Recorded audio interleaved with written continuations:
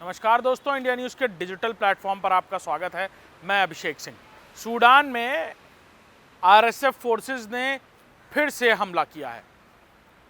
इस हमले में पहले ही भुखमरी की हालात में किसी तरह गुजर बसर कर रहे रिफ्यूजी कैंप्स पर हुए इस हमले के बाद 100 से ज़्यादा लोगों की मौत हुई है।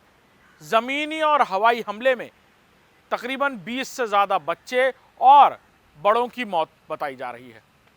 यूनाइटेड नेशंस की तरफ से जारी की गई जानकारी के मुताबिक रैपिड रिस्पांस फोर्सेस की तरफ से किए गए ये हमले ज़मीनी और हवाई हमले थे, जिसमें सूडान के अलग अलग रिफ्यूजी कैंप्स, वहाँ बढ़ने स्वास्थ्य और चिकित्सा शिविर और साथ ही साथ छोटे बच्चों के लिए बनाए गए शिविरों को भी नहीं बख्शा गया।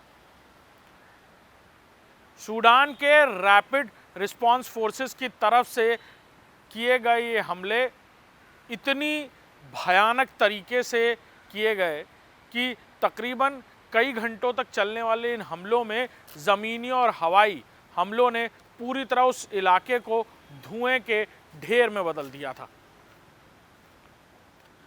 100 से ज़्यादा लोगों की मौत फिलहाल रिपोर्ट हुई है। वहीं यूएन की तरफ से यानी यूनाइटेड नेशंस की तरफ से इस पूरे हमले को लेकर कई जानकारियां ऑफिशियली भी जारी की गई हैं।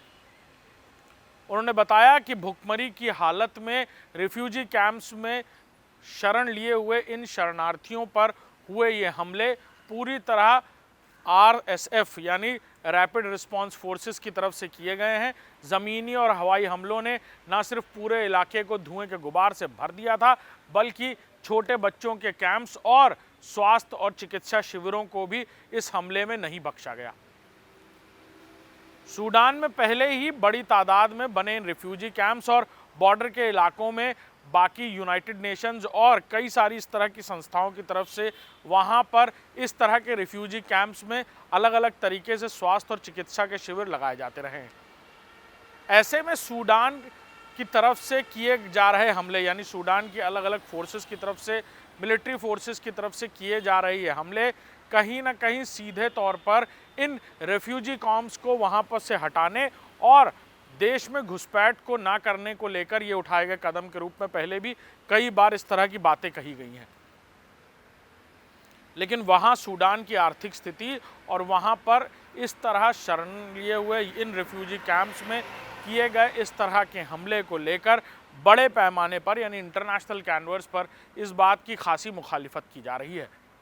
देखना होगा सूडान में चल रहे ये गृह युद्ध जैसी स्थिति और साथ ही साथ रिफ्यूजी कैंप्स पर आग की तरह बरस रहे हमलों के लगातार हो रहे एक के बाद एक अटैक्स को लेकर क्या यूएन की तरफ से कोई बड़ा कदम उठाया जाएगा जिससे कम से कम छोटे बच्चे और अस्पताल जैसे रिफ्यूजी कैंप्स के आसपास जो बनाए जाते हैं वो इन हमलों से कम राहत पा पाएं।